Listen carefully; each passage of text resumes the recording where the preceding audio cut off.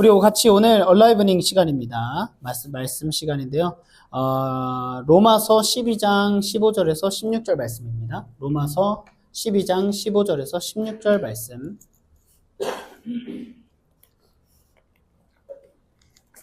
네. 16절 말씀을 이제 그 앞부분만 까지만 읽도록 하겠습니다. 같이 읽겠습니다. 시작. 기뻐하는 사람들과 함께 기뻐하고 우는 사람들과 함께 우십시오. 서로 한 마음이 되고. 아멘. 같이 오늘 Alive 우리 나노처치의 이 네 가지 핵심 가치가 있죠. 여러분 페이퍼 뒤쪽에 보시면 여기에 다 나와 있습니다. 저번 주에는 네저린에서 나눴고요. 나사렛 예수님을 따른다. 우리는 부처를 따르지 않습니다. 우리는 이슬람을 따르지 않습니다. 예수님을 따르는 겁니다. 그 다음에 Alive는 함께 웃고 우는 생명력 있는 공동체라는 제목으로 같이 말씀을 나누도록 하겠습니다.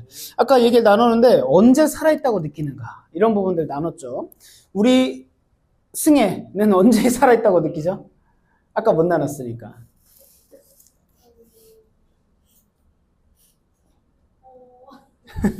갑자기 멘붕스? 오케이. 보통 아까 얘기를 들어보니까 이제 뭐 내가 어떤 감정을 느낄 때, 뭐 아픈 거, 뭐 기쁜 거, 뭐 행복한 거 이런 걸 느낄 때, 근데 유난히 느껴질 때가 있죠. 그러니까 예를 들면은 그냥 똑같이 맛있는 걸 먹어.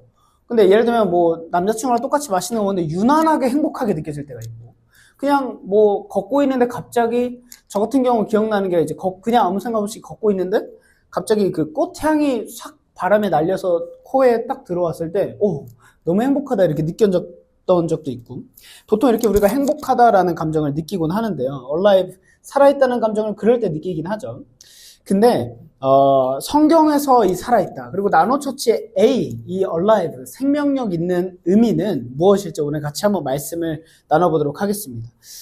한 가지 중요한 건 여러분, 하나님이 사람을 만드셨잖아요. 여러분들도 다 창조하셨는데 하나님께서 사람을 만드셨을 때 본질적으로 사람이 혼자 살아가도록 창조하셨을까요? 아니면 함께 살아가도록 창조하셨을까요? 함께 살아갑니다. 아담을 만드셨는데 아담이 혼자 있는 것이 보기 좋지 않다고 하셨고, 그래서 하와를 지으시고 유일하게 심이 좋더라. 혼자 살아가는 존재가 아니에요. 사람은 함께 살아갑니다. 근데 사람은요, 누구나 이 땅에 살아가면요, live, 살게는 됩니다.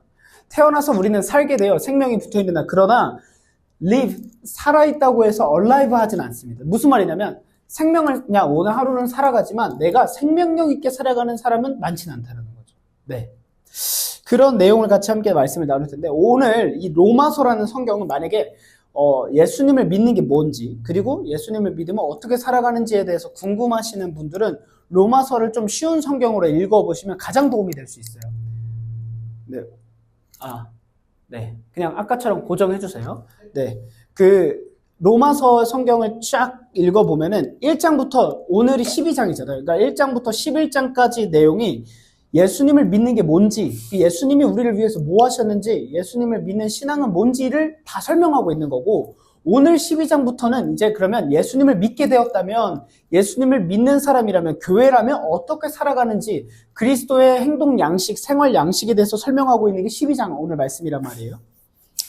그래서 즉 오늘 주제처럼 정말 생명력 있는 살아있는 교회이자 살아있는 크리스천들은 이렇게 살아가는 거예요 라고 얘기하고 있는 겁니다. 첫 번째로 Alive, 생명력 있는 공동체는 무엇이냐면 혼자가 아니라 함께 살아가는 공동체예요. 오늘 다시 말씀을 함께 보도록 하겠습니다. 같이 읽어보겠습니다. 시작. 기뻐하는 사람들과 함께 기뻐하고 우는 사람들과 함께 우십시오. 네, 서로 한 마음이 되십시오. 여러분, 근데 이거요, 너무 당연한 말씀이죠. 이거는 교회에서만이 아니라 우리가 사회생활을 한다고 하면은 이렇게 살아가야 되겠죠. 누군가 기뻐할 일이 있으면 우리 같이 축하해주고 기뻐해주고, 슬퍼하는 일이 있으면 함께 슬퍼해주는 게 당연해요. 이거는 뭐 교회를 떠나서 모두에게 맞는 말씀입니다. 근데 이거요, 생각보다 쉬울까요? 어려울까요? 생각보다 어려워요. 왜냐면 보십시오. 예를 들어서 오늘날 우리 사회에 내 감정을 진짜 솔직하게 드러내는 거 은근히 쉽지 않아요. 진짜 가깝지 않으면 이거 자꾸 갑자기 하울링 확 나는데, 아까 안 나다가. 네.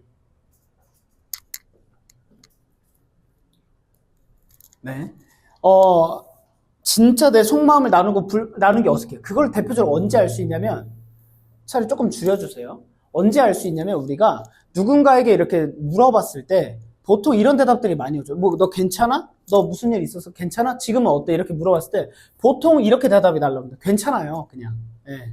뭐 그냥 이렇게 표현을 합니다. 괜찮아요. 그냥 버틸만 해요. 굳이 내 속마음을 직접적으로 잘 나누지 않습니다. 왜 그러냐면 오늘날 우리는 내가 다른 사람에게 뭔가 내 힘듦을 나누는 게 건강한 게 아니라 그냥 괜히 민폐 끼친다는 생각도 있어요. 굳이 나도 힘든데 너도 힘든데 서로 힘든 거 나누지 말자. 이런 생각들이 공공하게 딸려있죠. 그리고 세상 가운데서는요, 때로는 경쟁하는 사회 가운데 눈물은요, 약점이 돼요.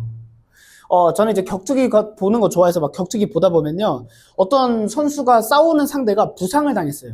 근데 그 부상을 끝까지 안 밝힙니다. 오히려 끝나고 나서 밝혀요. 사실 여기에 부상이 있어서 굉장히 힘들었다. 왜냐면 부상 있는 걸 밝히면 어떻게 돼요? 약점이 되죠. 거기만 계속 치면 됩니다. 옛날에 우리 코리안점이 정찬종 선수가 초반에 엄청 압도적으로 날아올랐어요. 그래서 이제 당시에 이제 조제 알도라는 레전드 선수랑 붙었는데 처음에는 좀 밀리다가 1, 2라운드 때 정창선 선수가 좀비잖아요, 별명이. 그래서 좀비처럼 3, 4라운드, 그러니까 좀 후반부에 이제 좀 몰아쳤어요. 그래서 진짜 가능성 있겠다 했는데 알고 보니까 정찬선 선수가 이 어깨에 부상이 있었단 말이에요. 근데 경기를 하다가 어깨가 빠져버려요. 그렇게 하니까 어떻게 하냐면 조제 알도 선수가 어깨를 일부러 쳐요. 계속. 그렇게 돼서 이제 진 경기가 있어요. 그러니까 세상에서는요, 약점, 나의 힘든 거, 나의 어려운 점을 밝히는 건요, 약점밖에 안 됩니다. 기쁨은요, 어떻게 될까요? 자랑밖에 안 되죠. 나 이런 사람이, 나 이거 됐다? 나 이번에 올해의 뿔 맞았다? 친구들한테, 학과 동기들한테 쉽게 얘기하기 어렵습니다. 얘기해봤자 쟤 눈치 없다. 야, 너 조용히 좀 해. 얘 힘들잖아. 얘 어떡하려고. 뭐 이런 얘기 듣습니다. 별로 자랑할 수 있는 게 없어요. 즉, 그러나 우리 교회는 사회가 아니죠. 경쟁하는 곳이 아닙니다. 그렇기 때문에 우리 교회에서는 감정의 나눔을 멈춘 채 살아가는 게 아니라 감정의 나눔을 하라고 하나님께서 부르셨다라는 거. 또 한 가지, 이 기뻐 함께 한 마음을 하는 거 왜 어렵냐? 질투와 비교가 먼저 튀어나올 수 있기 때문에. 누군가 잘 된다고 하면요, 이거 좀 어려워요. 왜냐면 기쁨보다는, 예를 들면 저는 이제 음악을 하다 보면 래퍼들은 또 경쟁심이 굉장히 강하잖아요. 예를 들면 같이 이렇게 막 음악을 했다가 누군가 이제 확 잘 되는 경우가 있어요. 뭐 저 같은 경우도 이제 같이 막 앨범도 내고 했던 친구 중에서 이제 쇼미 나가서 확 유명한 친구가 있어요. 유명해지니까 잘 연락이 안 돼요. 막 그런 걸 보면은, 그렇구나. 그냥 이렇게 느끼는 거죠. 그렇구나, 느끼는 거죠. 그렇구나. 유명해지면 저런가 보다.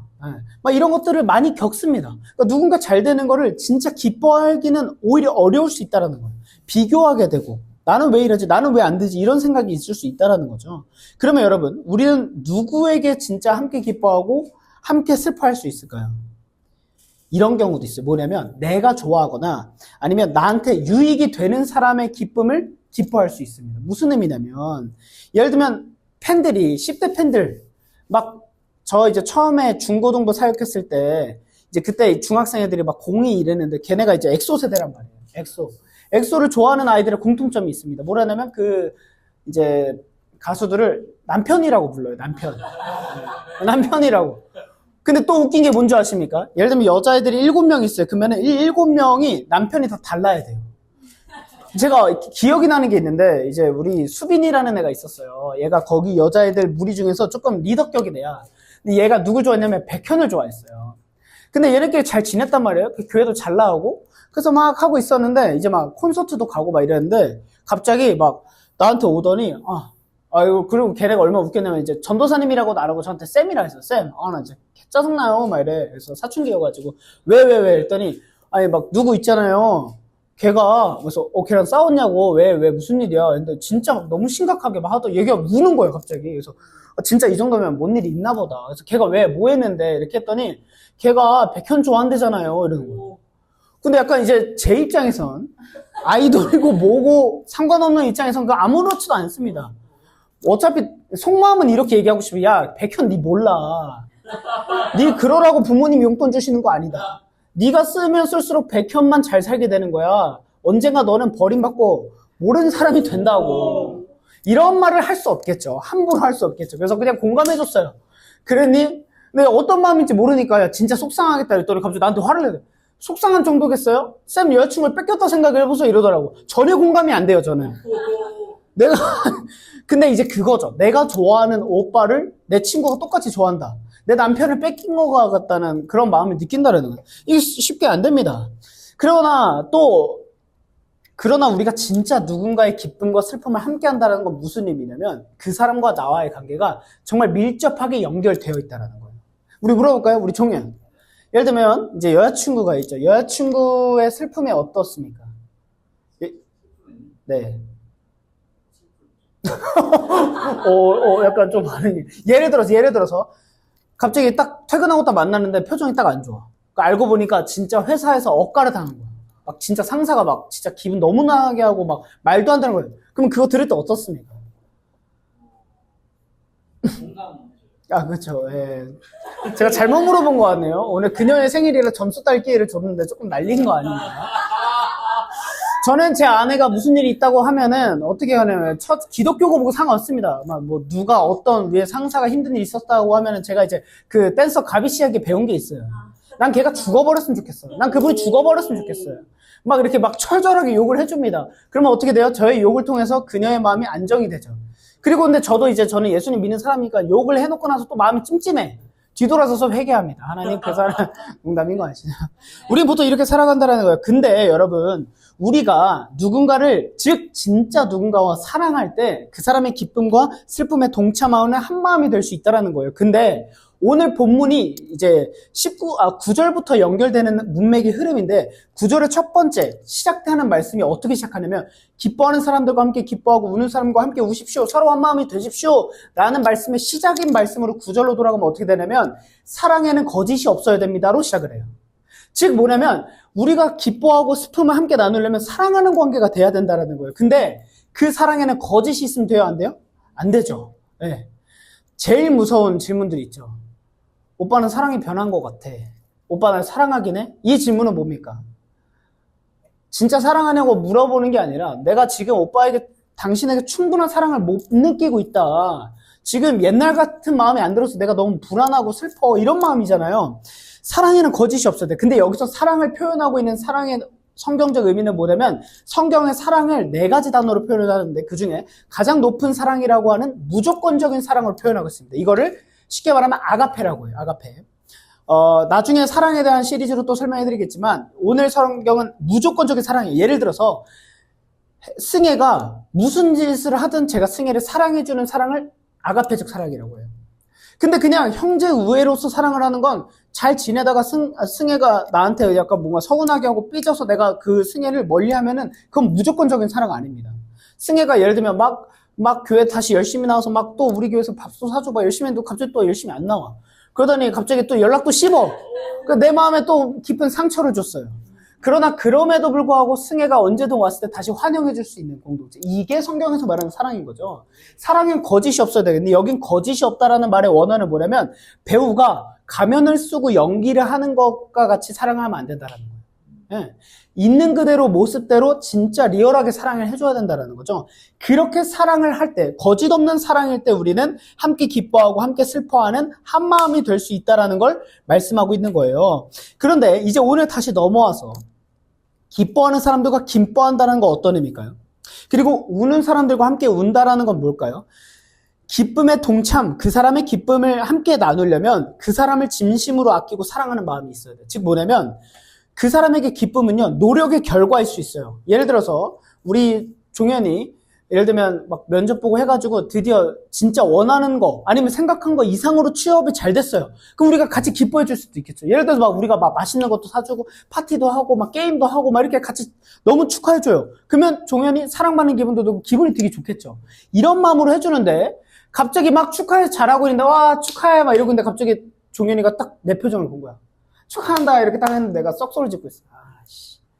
그러면 그거는 거짓된 사랑이겠죠. 리얼함이 아닌 거죠. 처음과 끝이 같은 게 온전한 사랑이라는 거예요. 누군가의 기쁨은요, 노력의 결과일 수도 있고 기다림의 응답일 수도 있고 정말 간절했던 게 이루어진 걸 수 있어요. 근데 문제는 뭐냐면 그 사람의 그 마음을 헤아릴 줄 알아야 기뻐할 수 있는 거죠. 네. 모르면 예를 들면 민성이가 예를 들면 우리 민성이가 제가 드디어 여자친구가 생겼어요 했어요. 근데 민성이를 잘 몰라요. 그러면 그냥 근데 막 몰라가지고 그냥 민성이가 그 애인을 사귀고자 하는 마음이 얼마나 간절한지 모르면 그냥 예를 들면 이렇게 해봅시다. 너 그래? 축하해. 뭐 얼마 만에 사귄 거야? 뭐 이런 식으로 해봤다면 이거는 기쁨에 동참하는, 즉 누군가의 기쁨을 함께 기뻐하려면 그 사람을 충분히 이해하고 알아야 된다는. 그러면 기뻐할 수 있을 때까지 그 사람의 기쁨의 도달과 나의 마음이 함께 하려면 그 과정까지 충분한, 쉽게 게임으로 말하면 경험치를 함께 쌓아야 돼요. 함께 그 사람과의 추억이 있어야 돼. 그래서 오래 관계를 깊이 안 쌓일수록 함께 기뻐할 가능성이 더 높다라는 거죠. 얼마나 간절한지, 얼마나 수고했는지, 얼마나 중요한지 알아주고 들어주고 함께 느껴주는 게 함께 기뻐하는 거라는 거예요. 우는 사람들과 함께 우는 건 뭘까요? 단순히 감정적 동조를 말하는 게 아닙니다. 이건 영혼의 움직임이에요. 왜냐면 나는 지금 기뻐요, 내가. 오늘 진짜 쩌네. 약간 기분 너무 좋은데 막 이러고 있는데 누군가 울고 있어요.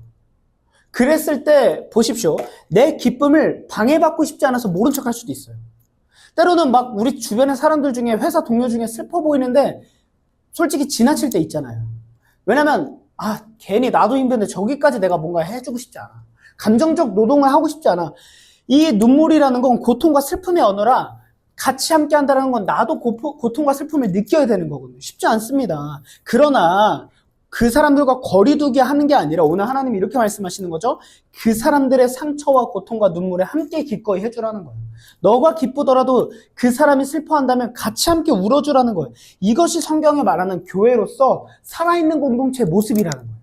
이 교회가 정말 행복한 교회인가 좋은 교회인가를 어떻게 알 수 있냐면, 누군가 울 때 슬픈 소식이 있으면 같이 나누고 같이 함께 울고, 누군가 기쁜 소식이 있으면 같이 축하해주고 같이 기뻐해주는 것이 행복하고 온전한 살아있는 교회라는 거예요. 쉽게 설명하기 위해서 제가 이모티콘을 준비했는데, 예를 들면 딱 이 사람이 리더예요. 이 사람이 기뻐하고 있습니다.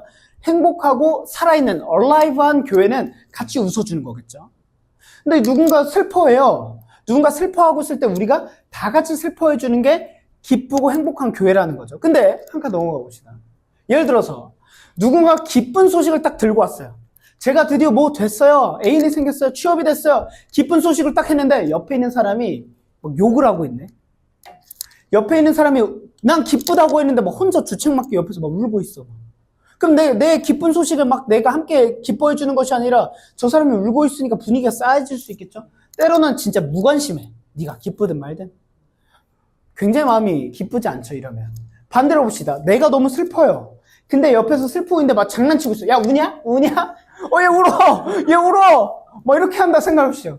얄밉죠? 근데 내가 울고 있어. 막 약간 교회에서 막 나눔 시간에 울면서 나눠요. 근데 자고 있네. 아니면 네가 어떠든 말든 상관없이 그냥 이렇게 나는 그냥 끝났어. 이런 반응. 굉장히 서운할 수 있겠죠. 이런 모습과 이런 교회는 옳지 않다라는 거예요. 진정으로 사랑하고 진정으로 공감해주고 진정으로 함께 한다라는 거죠. 근데 여러분, 이런 감정의 표현을 하는 우리 교회가 되기 위해서는 충분한 관계와 라포 형성이 필요한 거죠. 쉽게 되지 않습니다. 일단은 내 감정을 나누려면요, 이 공동체가 안전한지를 알 수 있어야 돼요. 무슨 말이냐면, 내가 여기서 기쁜 소식과 슬픈 소식을 나눠도 뒤에서 딴 말이 없는지가 확인이 돼야 되겠죠. 그렇죠? 막 기쁜 소식을 나눴는데 뒤에 가가지고, 야, 걔는 진짜 눈치 없지 않냐? 지만 좋대. 지만 잘 되나 봐. 지만 행복해. 이런 식으로 되면 나눌 수 없겠죠. 또 한 가지는 이 사람들을 신뢰할 수 있어야 됩니다. 그렇죠? 내가 신뢰할 수 있어야 내 감정을 온전히 표현할 수 있고 감정을 나눌 수 있다는 것이죠. 즉, 나를 있는 그대로 받아줄 수 있다는 걸 느낄 때 우리는 내 감정을 표현할 수 있다는 거. 우리가 이번에 MT를 갔는데, 우리 MT 가서 이제 그 MT를 가면은 좋은 점이 뭐냐면 1박 2일이라는 시간을 고스란히 함께 보내죠. 그래서 함께 웃고 함께 슬퍼하는 것도 같이 경험할 수 있는데, 우리 그 한 친구가 그 친구는 이제 교회를 나온 지 얼마 안 된 친구고, 지금은 못 나오는데 아마 다다음 주부터 이제 계속해서 나올 수 있다고 하는데, 그 친구가 이제 나눔을 하다가 울었어요. 근데 그 의미는 뭐냐면, 이미 친숙한 우리끼리가 아니라 이제 교회에 온 지 얼마 안 된 친구가 같이 시간을 보내고 막 좋아하는 마음이 생기고 하다가 눈물을 흘렸다라는 거 뭐냐면, 이 공동체를 신뢰하고 이 공동체에 마음이 있다라는 의미죠. 이런 하나하나의 모먼트들이 굉장히 중요한 거예요. 네. 여러분들 다 교회 안에서 한 번씩 다 울어보고 함께 다 기뻐해보기를 주님의 이름으로 축복합니다. 그러면 어떻게 내가 그렇게 대해야 할까요? 형제의 사랑을 서로 다정하게 대하며, 사랑으로 대해야 되죠. 다정하게, 존경하기를 서로 먼저 하라는 건 뭐냐면 경쟁하듯이 적극적인 태도로 온 거예요. 예. 예를 들어서 오늘 설교할 때 너무 타이밍이 좋아요. 그 에어컨 온도 2도만 낮춰주시면 감사합니다. 우리 여기 주호 양이 생일인데 생일이니까 너무 기쁜 소식이 있잖아요. 근데 막 다 같이 기뻐해 줄 수 있는 너무나도 좋은 명분이 있죠. 같이 기뻐해 줄, 근데 막 서로 먼저 뭐라도 해주려고 그러고, 막 연락처를 모르는데 연락처를 알아서라도 어떻게든 뭐라도 막 보내주려고 하고, 막 연락이라도 하려고 하고, 이런 적극적인 태도가 교회 안에 있어야 된다는 거죠. 이러한 모습들이 정말 사랑이 드러난다라는 것입니다. 이런 게 필요하다라는 거예요. 즉, 정 깊은 가족적 애정을 교회 안에서 느낄 수 있어야 된다라는 겁니다. 사랑하기 때문에 다정하게 대하고, 사랑하기 때문에 먼저 다가가고, 존경이라는 표현이 좀 애매모호하다면, 존중하는 태도로 다가가는 것이 하나님께서 교회에 요구하는 사랑이라는 거예요. 그러려면 우리 교회가 함께 충분하게 많은 시간들을 교류하고 함께 가져야 된다는 것입니다. 그러면서 이렇게 말씀하시죠. 서로 한 마음이 되십시오. 여기는 이제 영어로 live in harmony예요. 하모니, 조화를 이루면서 살아라. 서로가 조화를 이뤄가면서 기쁨과 슬픔을 함께 느끼며 한 마음이 되라라는 겁니다. 이러려면 어떻게 해야 되죠? 내 마음을 먼저 비울 수 있어야 돼요. 다른 사람의 마음을 받아줄 수 있는 여유가 있어야 돼요. 왜? 내가 그 사람을 아끼고 사랑하니까. 내가 그 사람을 위하는 마음이 있으니까 내가 지금 기쁜데 저 사람이 슬퍼할 때 내 마음을 비워두고 그 사람의 슬픔을 같이 져줄 수 있는 마음과 용기가 필요한 거예요. 지금 하나님은 우리 교회에게 그걸 요구하고 계십니다. 여러분, 교회를 다니든 안 다니든 사람들은요, 누구나 따뜻하고 행복하고 멋져 보이는 공동체를 필요로 합니다. 네. 그래서, 오늘날 보면은, 어떤 공동체를 찾기 위해서, 클라이밍을 동호회를 간다든가, 요즘 런닝 크루에 가입을 한다든가, 뭔가 그런 공동체를 통해서 그 사람들과 함께 있을 때 내가 안정되게 느끼고, 내가 행복하게 느끼고, 내가 즐겁게 느끼고, 나도 좀 멋져 보이고, 뭔가 있어 보이는 공동체를 누구나 필요로 하는데, 교회라는 공동체가 그 일반 사회에서 하는 공동체 클럽과 다를 수 있는 건 뭐냐면, 그 사람을 진짜 있는 그대로 마음으로 품어주고 사랑해줄 수 있는 자세가 돼야 된다는 거예요. 저는 이제 축구나 이런 걸 좋아해서 일반 축구팀도 하고 이렇게 했을 때 보면은 주로 어떻게 되냐면 그 안에서 더 눈에 띄고 잘하는 사람은 항상 더 주목을 받습니다. 그 안에서 뭔가 더 멋있는 차를 타고 오면은 더 주목을 받습니다. 이게 사회에서 다 당연한 거예요. 근데 교회라는 공동체, 우리는 어떻게 되냐면 누군가 새로 왔을 때 그 사람이 어떤 모습이든 어떤 성격을 갖고 있든 그런 거 다 상관없이 똑같이 위해주고 적극적으로 먼저 다가갈 수 있는 사랑을 나눌 수 있는 교회가 되길 주님의 이름으로 축복합니다. 그러라고 우리 교회를 세우신 거죠. 저는 지금 우리 단톡방에 있는 13명, 그리고 여러분들이 정말 너무나도 귀해요. 왜냐면 여러분들이 그냥 내가 그냥 이 교회 가볼까 하고 왔다는 생각을 할 수 있지만, 제가 믿는 우리 성경에서 말하는 하나님은요, 다 뜻이 있어서 하나님께서 여러분들을 택해서 여기로 보내주신 거란 말이에요. 그럼 여러분들이 여기서 신앙생활을 하면서 이제 나중에는 하나님께서 여러분들에게 이 교회와 함께하게 한 계획과 뜻이 있겠죠. 그래서 여러분들의 좋은 모습으로 이 교회 안에서 이 사랑을 함께 나누는데 많은 기여를 할 수 있을 거란 말이에요. 예를 들어서 우리 이제 같이 밥 먹고 나눠보니까 우리 종현은 이제 사람을 좋아하고 되게 사람들과 함께할 때 행복해하고 즐거운 에너지를 나눠요. 되게 재밌어요. 같이 얘기하니까 너무 매력있고, 와, 진짜 사회에서 만났어도 너무 매력있는 동생이었겠다는 생각이 들어요. 그러면 이 은사의 모습이 공동체 안에서 어떻게 드러날 수 있을까요? 예를 들면은 그럴 수 있는 거예요. 어떤 우리가 교회에서 모임을 가졌어요. 그럴 때 우리 종현이 있으면 같이 웃고 같이 행복한 거예요. 왜냐면 사람을 행복해하게 하는 매력이 있으니까.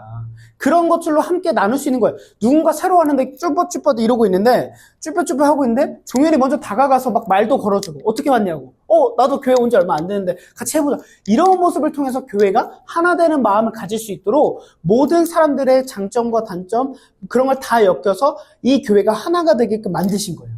저만이 아닙니다. 여기 먼저 와 있던 사람들만이 아닙니다. 새로운 여러분들이 그런 역할을 감당하게끔 하나님이 인도해 주실 거라는 거예요.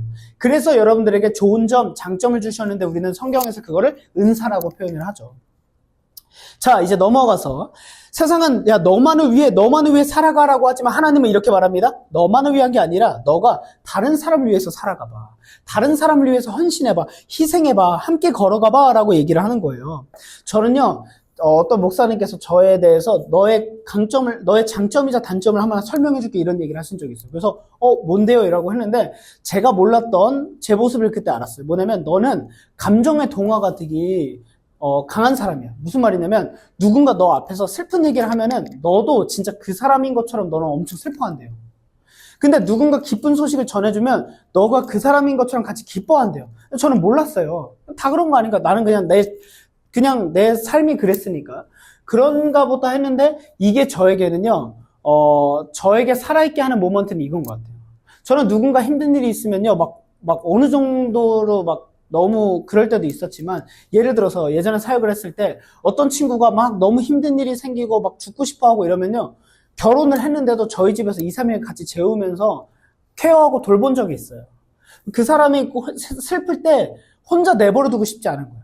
그 사람이 힘들 때 그냥 방치하고 싶지 않은 거예요, 저는. 왜? 사랑하니까. 아끼는 마음이 있으니까. 누군가 기뻐하면요, 제 사비든 뭘 써서라도 그 사람을 축하해주고 싶고, 뭐라도 기쁨에 함께 해주고 싶어요. 더 특별하게 느끼게 해주고 싶어요. 왜? 사랑하니까. 그리고 우리 교회와 우리의 공동체니까. 저는 이 마음이 강해요. 그래서 옛날에 이제 페북에 보면은, 이제 뭐 1년에 내가 가장 많이 쓴 단어 막 이런 거를 종합해주는 게 있었는데, 저는 항상 1등이 함께였어요, 함께.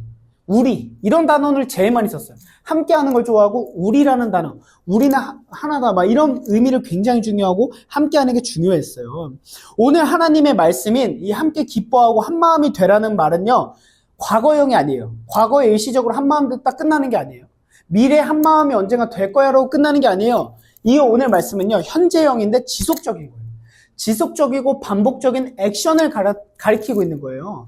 한 번만 함께 해주고 축하해주고 끝나는 게 아니라 지속적으로 늘 그 사람을 알아가려고 힘쓰고 관심을 가져서 그 사람의 변화된 모습에도 함께 기뻐해주고. 예를 들면 딱 누가 머리 자르고 왔을 때 아무도 안 알아줬는데 교회에서 딱 머리 잘랐네, 야 너무 잘 어울린다, 머리 색깔이 이런 사소한 표현들까지도 해줄 수 있을 정도로 서로 적극적으로 이해 관계 안에 있고 사랑하고 아끼라는 거예요. 왜냐면 예수님의 삶이 그러셨어요. 나사로의 무덤 앞에서 죽은 자를 보시고 예수님이 함께 우셨습니다. 그리고요, 기쁜 잔치에는 가셔서 함께 기뻐하시고 그들과 함께 어울리셨어요. 그들이 어떤 사람들이든, 심지어 죄인이든, 뭐 몸을 파는 사람이든, 뭐 어떤 오늘날로 표현을 하면 막 술에 취해 있든, 예수님은요 그들을 정죄하지 않고 함께 해주셨다니까요. 누군가 기뻐하면 함께 기뻐해 주셨어요. 슬퍼하면 함께 슬퍼해 주시고 울어 주셨다고요. 이 모습이 교회라는 모습인 거예요. 근데 여기서 좀 더 나아가서 13절에서 14절 말씀인데 함께 읽어주시면 감사하겠습니다. 시작. 성도들이 쓸 것을 공급하고 손님 대접하기를 힘쓰십시오. 여러분을 박해하는 사람들을 축복하십시오. 축복을 하고 저주를 하지 마십시오. 야, 솔직히 내가 사랑하는 사람한테 그러기 쉽죠? 그쵸? 저도 제 아내한테 그러기 쉽습니다. 우리 가족에게 그러기 쉽습니다. 근데 넘어서서 너가 사랑하는 사람한테만 하는 게 아니야. 지금 진짜 무서운 말씀이에요. 서로요, 쓸 것을 공급해 주래요. 손님 대접하기를 힘쓰래요. 즉 무슨 말이냐면 이제 우리 교회는 우리가 서로 잘 우리 교회라는 인식도 있고 함께 해나가고 있습니다. 그런데 누군가 새로 왔을 때 그 사람을 이제 손님이라고 표현하면은 손님인데 잘 모르는 사람인데 대접하기를 힘쓰래요. 교회 안에서. 그 사람이 필요한 것을 공급해 주래요. 이거 쉽지 않습니다. 내가 돈을 얼마나 번다고, 내가 돈이 얼마나 된다고, 그 사람에게 내 걸 나눠준다고요? 내 시간을 소비해가면서 그 사람을 만난다고요? 그 사람이 이 교회에서 함께 어울릴 수 있게끔 내가 뭔가 도와준다고요? 쉽지 않습니다. 근데 하나님이 이걸 요구하세요. 근데 더 어려운 게 있어요. 이거는요, 착한 사람이면, 마음이 좋은 사람이면 할 수 있는데, 도덕적으로 좋으면 할 수 있는데, 그 아래 14절은요, 박해하는 사람들을 축복하래요. 이건 무슨 말이냐면 쉽게, 나를 욕하는 사람, 나를 괴롭히는 상사를요, 축복하래요. 근데 약간 비꼬듯 축복하는 게 아니에요. 거짓이 없어야 되니까. 나를 괴롭히면, 진짜 예수님 빨리 만났으면 좋겠네. 이렇게 축복하라는 게 아니에요. 오늘 가다가 천국 갔으면 좋겠네. 이렇게 하라는 게 아니라, 진실되게 사랑해요. 나를 괴롭게 하고 힘들게 하는데, 나도 꼴 보기 싫은데, 저 사람을 진짜 축복하고 저주하지 말래요. 와, 이거 좀 어렵죠? 솔직히. 이거 좀 어려워요. 일하는 상사, 아니면 내 친구 중에서 늘 날 힘들게 하는 사람, 나에게 상처 준 사람, 그 사람을 축복하라고 저주하지 말라는 거 쉽지 않습니다. 근데 이러한 사람들께 마음까지도 공감해주고 기뻐해주고 슬퍼해주고 한마음이 되라고 하나님이 요구하고 계십니다. 쉽지 않죠? 그렇기 때문에 우리는 하나님 앞에 도움을 요청하고 기도할 수밖에 없는 거죠. 자, 이제 다시 넘어가겠습니다. 본문입니다. 기뻐하는 사람들과 함께 기뻐하고 슬퍼하는 사람들과 우는 사람과 함께 울고 한마음이 되라는 말씀은 이걸 요구하시는 거예요. 보십시오. 우리는 우리의 부족함을 느낄 때 참된 복이 있습니다. 무슨 말이냐면 오늘 말씀을 듣고 내가 한 주간 나를 힘들게 하는 상사, 나를 힘들게 하는 누구에게 좀 잘해줘봐야겠다라는 마음을 품었어요. 그래서 그냥 뜬금포로 예를 들어서 피곤한 시간에 그냥 커피 한 잔 사줘봐야겠다. 이거 엄청난 거죠, 사실. 돈은 2,000원밖에 안 들 수 있는데 내가 미워하는 사람에게 뜬금없이 뭔가 갖다 준다라는 건 진짜 쉽지 않아요, 사실. 노력을 하고 딱 갖다 줬어요. 근데 그 사람이 그냥 조용히 받기나 하지. 고마워 한마디라도 하지. 갑자기 나한테 왜 이래? 또 띠꺼워. 진짜 열받죠. 내가 너에게 이것까지 해주면 너는 진짜 그건 어떤 마음이 드니까 너는 근본이 잘못됐어. 너는 진짜 태어나서는 안 돼. 삐삐 이런 마음이 나올 수 있죠. 그런 걸 느낄 때마다 하나님은 말씀을 통해서 너 힘든 거 아는데 너 그 사람들까지 품을 수 있어야 돼, 사실. 나를 믿고 나를 따라온다고? 네가 교회를 다닌다고? 너가 신앙 있는 사람이라고? 너가 살아있는 그리스도인이라고 그러면 나에게 침 뱉는 사람까지도 안아줄 수 있어야 돼. 왜? 예수님께서 그렇게 하셨으니까. 내가 그렇게까지 살아갔으니까. 너가 날 따라오는 나사렛 사람이라면 너는 그렇게 살아가는 모습을 살아가도록 내가 초대했어. 근데 그렇게 살아갈 수 있는 건 뭐예요? 도덕심이 높아서요? 내가 위대해서요? 아니에요. 그렇게 살아갈 수 있는 이유는 따로 있습니다. 근데 그 전에 디트리 보네퍼라고 이제 목사님이고 신학자인데 이제 그때 나치 역에 반대해서 이제 운동을 했던 분인데요. 이분이 이런 얘기를 했어요. 원수 사랑은 인간의 자연적인 반응이 아니라 예수님의 십자가 안에서만 가능하대요. 말도 안 되는 거죠. 내 원수를 어떻게 사랑합니까? 옛날에 제가 지금 헷갈리는데 손양원 목사님이신가? 이분이 계셨는데요. 이분이요. 일단 정확하게 지금 제가 기억에 나면 갑자기 생각난 이야기인데 어떤 사람이 자기 아들을 죽였어요. 근데 이분이요. 이 말씀을 원수도 사랑해야 된다라는 말씀을 이제 아는 목사님이니까 어떻게 하셨냐면 자기를 죽여서 붙잡힌 이 사람을요. 양 아들로 삼습니다. 말도 안 되는 거죠, 진짜. 말도 안 되는. 자기 아들을 죽인 사람을 자기 아들로 삼습니다. 그러니까 이 사람이 어떻게 됐겠어요? 자기를 때리거나 자기를 해코지하거나 깜빵에 가둘 줄 알았는데 용서해주고 풀어주는 걸 넘어서 자기를 아들로 삼아요. 근데 아들로 삼아서 거짓된 사랑이 아니에요. 몰래 내 아들입니다 하고 사람들한테 사회에서 좋은 사람인 것처럼 해놓고 뒤에서 막 때리고 칼집 놓는 게 아니라 진짜 이 사람을 자기 아들처럼 사랑했대요. 그러니까 어떻게 했는 줄 아세요? 이 양아들이 결국엔 무너져요. 무릎 꿇고 용서를 구해요. 저를 용서하지 마십시오. 차라리 저를 죽여주십시오. 근데 아니라는 거예요. 내가 너를 진짜 사랑한다고. 그 모습으로 삶으로 사랑을 증명하니까 이 사람이 하나님의 사랑을 경험하게 되는 역사가 있는 것처럼 오늘 하나님은 요청하십니다. 원수를 사랑하라는 것은 하나님의 사랑을 받은 사람만 가능한 거예요. 종교적으로 뭐가 뛰어난 사람이 아니에요. 이 말씀 앞부분만 읽겠습니다. 나는 그리스도와 함께 십자가에 못 박혔습니다. 이제 내가 살고 있는 것은 내가 아니에요. 그리스도께서 내 안에 살고 계십니다. 이것은 무슨 말이냐면 나는 이제 과거의 남성민은 죽었어요. 과거의 남성민은 끝났어요. 과거의 내 욕심과 내 이기적인 탐욕으로 살아가던 나는 끝났어요.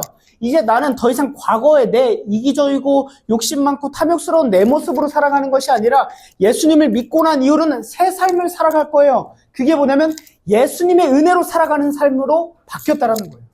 과거의 남성민이 아니라 이제 새로운 남성민으로서 나만을 위해 살아가는 게 아니라 다른 이웃을 위해 살아가는 모습. 그 모습이 뭡니까? 기뻐하는 사람들과 기뻐하고 슬퍼하는 사람과 함께 슬퍼하는 한마음이 되는 모습으로 살아가는 거예요. 내 안에 예수님이 계시기 때문에 내가 예수님의 마음을 품고 그 사람을 사랑할 수 있는 거죠. 내 안에 예수님이 계시기 때문에 예수님이 나를 어떻게까지 사랑해 주셨는지를 알기 때문에 나를 힘들게 하는 상사마저도 사랑으로 대할 수 있는 거예요. 왜? 지금 나를 힘들게 하지만 그것보다 하나님의 사랑을 경험하면 이 사람도 바뀔 수 있으니까. 나도 사랑받을 존재가 아니었다는 걸 알기 때문인 거죠. 그래서 이 메시지들을 이렇게 요약해봤습니다. 예수님 없는 alive, 살아있는 생명력은 감정의 하이라이트밖에 안 됩니다. 무슨 말이냐면 내가 오늘따라 맛있는 걸 먹었는데 너무 기분이 좋죠? 감정의 하이라이트예요. 오늘따라 너무 기쁜 순간이었어. 슬픔 중에서도 너무 슬퍼서 막 너무 처절하게 우는 때가 있죠? 감정의 하이라이트일 뿐이에요. 너무 슬펐어 그날. 이렇게 기억하고 넘어갈 수밖에 없는데 예수님과 함께하는 alive는 뭐냐면 복음의 하이라이트입니다. 우리 신앙생활의 하이라이트예요. 누군가를 위해서 정말 울어본 기억이 있습니까? 그게 진짜 신앙의 일입니다. 누군가의 기쁨에 나의 모든 걸 쏟아서 그 사람을 축하해 줘 본 적이 있습니까? 그게 진짜 신앙이에요. 그런 경험이 없다면 안타깝게도 아직은 너무 어린 수준에 머물러 있는 거예요. 누군가의 기쁨에 기뻐하고 슬픔에 동참해주는 것이 신앙생활의 하이라이트라는 것입니다. 이 삶은요, 세상이 감당할 수 없어요. 세상은 너 나한테 이랬어? 그럼 난 너한테 이럴 건데. 이거잖아요. 근데 너 나한테 이랬어? 그럼에도 불구하고 내가 널 사랑해줄게. 그럼에도 불구하고 견뎌줄게, 품어줄게가 하나님이 말씀하는 사랑이라는 거예요. 그럼 이제 마지막으로 여러분들에게 질문하고 싶습니다. 여러분들은 누군가의 눈물에 얼마나 무관심하고 계십니까?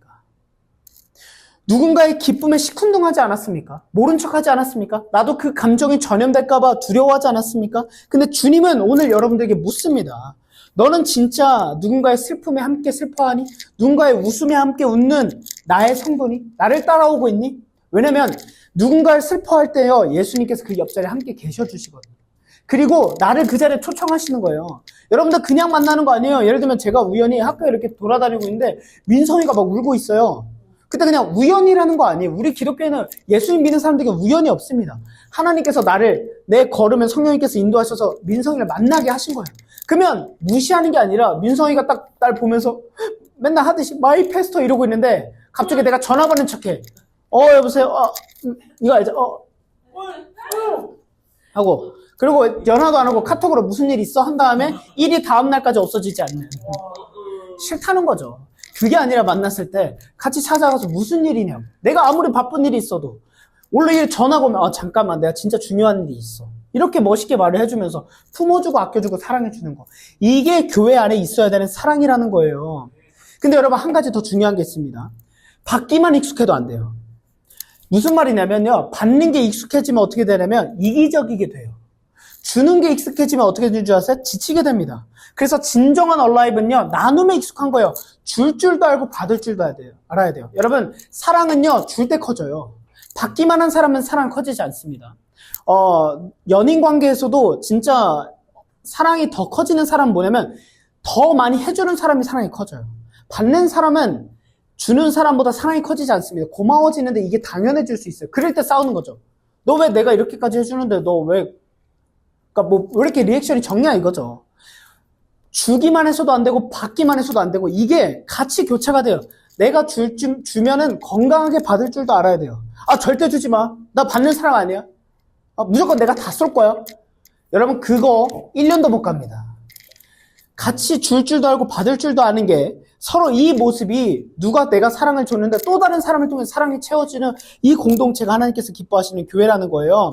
그러면 이제 날마다 한 마음으로 성전에 열심히 모이고 집집이 돌아가면서 빵을 떼고 순전한 마음으로 기쁘게 음식을 먹고 하나님을 찬양하였다. 이 말은 뭐냐면요. 하나님께서 처음으로 세우신 교회에 있었던 모습이에요. 그러니까 이 모습을 보면서 우리 교회는 다 한국교회나 전세계 교회는 우리는 이런 교회가 돼야 됩니다라고 얘기를 하는 거거든요. 그래서 이 말씀을 바탕으로 나노처치가 추구하는 얼라이브한 교회를 3가지 정리하겠습니다. 그래서 이렇게 살아가면 어떻게 될까요? 하나님과 모든 사람들, 예수님을 안 믿는 사람들도 이 교회와 이 사람들에게 호감이 돼요. 그래서 구원받는 사람들이 날마다 늘게 된다는 건데 우리 나노처치가 추구하는 얼라이브한 교회입니다. 같이 1번부터 한번 읽어볼까요? 1번 먼저 읽겠습니다. 시작. 우리는 사역의 양보다 관계의 질에 이거는 교회에서 뭔가 섬기는 사람들, 저 목걸이 달고 있는 사람들에게 해당될 수 있겠죠. 교회에서 뭔가 많이 섬기는 거 중요하지 않습니다. 저 리더들은요, 여러분, 여기 한 명은 서산에서 오고 평택에서 오는데요. 아침 11시에 우리는 모여요. 아침 11시에. 그러면요, 서산에서 오는 사람, 여기서 오는 사람은요, 출근하듯이 와야 돼요, 여기를. 힘듭니다. 주일인데 쉬고 싶잖아요. 여러분들 그래도 1시 20분, 1시 반이니까 조금 늦게 일어나야 되는데, 리더들은 11시까지 와서요, 이거 세팅 다 하는 거예요, 저희가. 의자 다 세팅하고, 이거 다 놓고, 여러분들 가시면 이제 이거 다 해서 다 짐 해가지고 차에 싣고 나사렛 대학교에 가서 또 옮겨놓고, 이런 수고를 다 합니다. 네, 이런 수고를 하면 살아가는데, 중요한 건 여러분, 내가 교회에서 얼마나 많은 걸 하느냐 안 중요합니다. 내가 교회에서 섬기는 건 막 진짜 많아요. 나 없으면 교회가 안 돌아갈 것 같아. 근데 그 누구와도 친밀되게 한 마음이 되지 않는다면 잘못하고 있는 겁니다. 사역의 양이 아니라 관계의 질이 중요해요. 교회 안에서 진짜 내 동생, 내 언니, 내 오빠, 내 누나 이게 될 수 있어야 돼요. 2번째 같이 읽어보겠습니다. 시작. 우리는 서로의 순간에 함께합니다. 뭐냐면 예배만 드리고 끝나는 교회는요 원치 않습니다. 예배만 드려서 막 만날 때마다 저는 이제 뭐 비난하려는 건 아닌데 옛날에부터 이제 어른들이 많은 교회를 가보면 막 만나면 막 누구 권사님 잘 지냈어 이렇게 하는데요. 인사 딱 끝나고 돌아서면 무표정일 때 갑자기 너무 소름 돋았었어요. 그렇게 살아가는 게 아니라 예배만 드리고 끝나는 게 아니라 함께 밥 먹고 함께 눈물 흘리고 함께 기뻐하고 함께 기쁜 순간들을 함께 나눌 수 있는 교회가 되어야 된다는 거예요. 그때 우리는 얼라이브하다고 느낄 수 있다는 겁니다. 마지막 세 번째입니다. 시작. 우리는 한 마음으로 사랑을 흘려보냅니다. 예배를 드리고 우리가 받은 사랑과 은혜를 끝나는 게 아니라 사회로 세상으로 돌아가서 우리가 나눠주고 흘려보낼 수 있어야 된다는 거예요. 예수님을 안 믿는 사람, 우리 교회는요, 우리 리더들과 오늘도 얘기했는데 함께 기도하고 있어요. 1년 동안 하나님 우리가 어떤 공동체에게 마음을 주시면 그 공동체를 위해 섬기겠습니다. 예를 들어서 만약에 우리 교회 주시는 마음이 노숙자분들이면 우리는 노숙자분들을 섬기기 위해서 노력을 할 거예요. 예를 들면 보육원에 있는 아이들에게 마음을 주시면 그 아이들을 섬기기 위해 노력을 할 거예요. 예를 들면 좀 장애가 있어서 장애로 힘들어하는 분들에게 마음을 주시면 우리는 우리의 재정과 시간과 돈을 써서 그들을 섬기는 사회적으로 이롭게 하는 구제사역들을 해나갈 거예요. 이게 교회죠. 예수님이 그들과 함께 하셨으니까요. 이제 정리하도록 하겠습니다.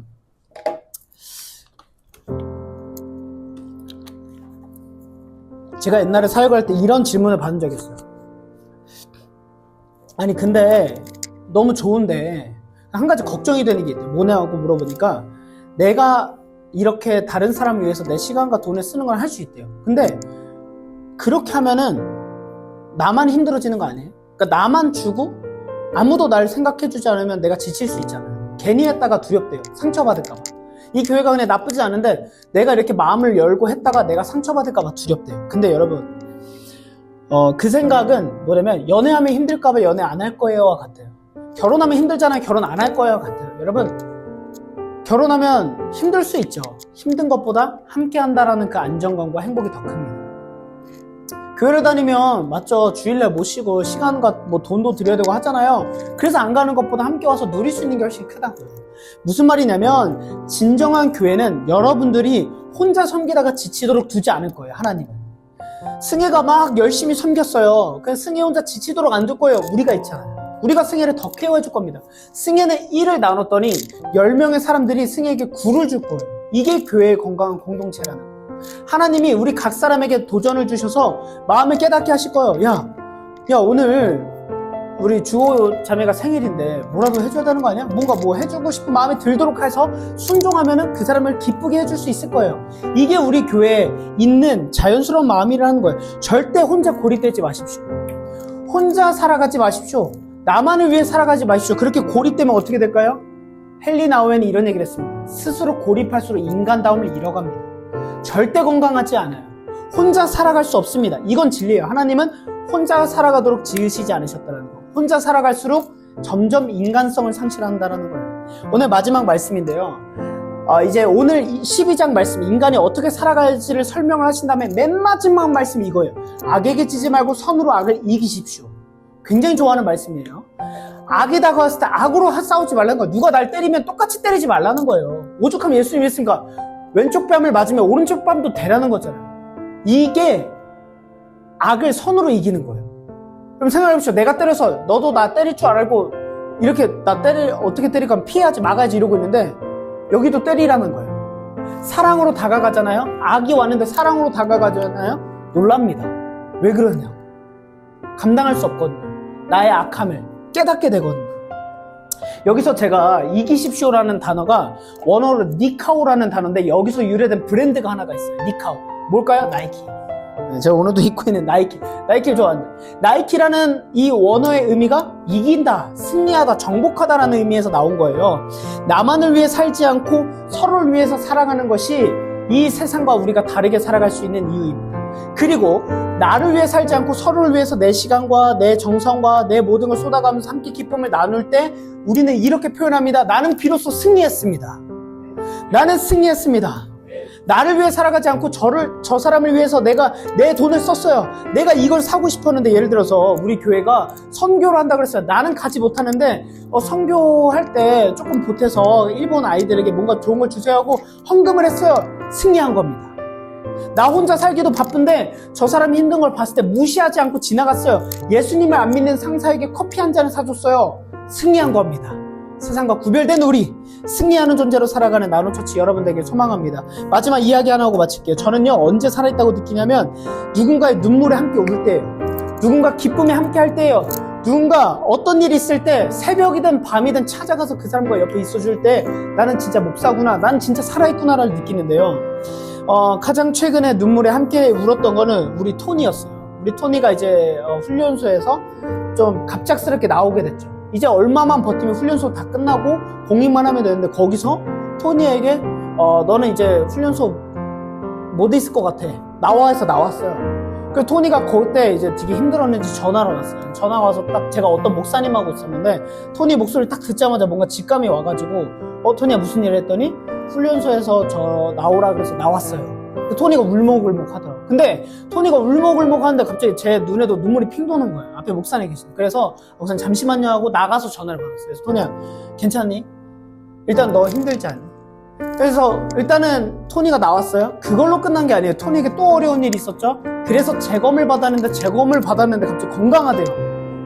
이미 훈련소 반했는데 다시 처음부터 훈련소를 해야 된대요. 야, 이거 군대 가본 사람인데 훈련소 진짜 힘들거든. 또 가서 해야 될 생각하니까 토니가 또 너무 힘들어하는 거예요. 야, 그 마음을 보는데 너무 마음이 아픈 거예요. 차라리 야, 토니가 아니라 내가 가서 대신 훈련소 쳐주고 싶다. 제가 그래도 운동도 하고 건강하지 않습니까? 제가 더 차라리 훈련소를 쳐주고 싶은 거예요. 마음이 너무 아픈 거예요. 또 우리 교회 기쁜 일이 있었죠. 감사하게 제 아내가 이제 임신했다고 하니까 여러분들이 막 축하해주고 박수 쳐주고 사람들이 기뻐해준 거예요. 내 일도 아닌데. 저희에겐 사실 이게 굉장히 큰일이었고 결혼 5년 만에 생기다 보니까 또 이제 병원에서는 쉽게 안 생길 거다라고 했는데 생기다 보면 너무 기쁜데 여러분들이 함께 기뻐해줄 때 우리도 사랑받네. 야, 나도 우리 교회에서 사실 리더의 입장이다 보니까 저는 주기에 바쁜데 나도 받을 때 행복하구나. 나도 이렇게 받을 때 이렇게 기쁘고 감사하구나를 느낄 수 있었던 거예요. 이렇게 누군가의 기쁨과 슬픔에 함께 동참할 수 있는 여러분이 되게 소망합니다. 그리고 그럴 때 당당히 외치십시오. 하나님, 저 이기는 거 보셨죠? 저 승리하는 거 보셨죠? 하나님, 저 보고 기쁘시죠? 하나님 영광 받으셨죠? 이렇게 외칠 수 있는 니카오, 승리하는, 세상을 정복하는 나노처치 되길 주님의 이름으로 축복합니다. 이 시간 함께 기도하며 나아가겠습니다. 하나님,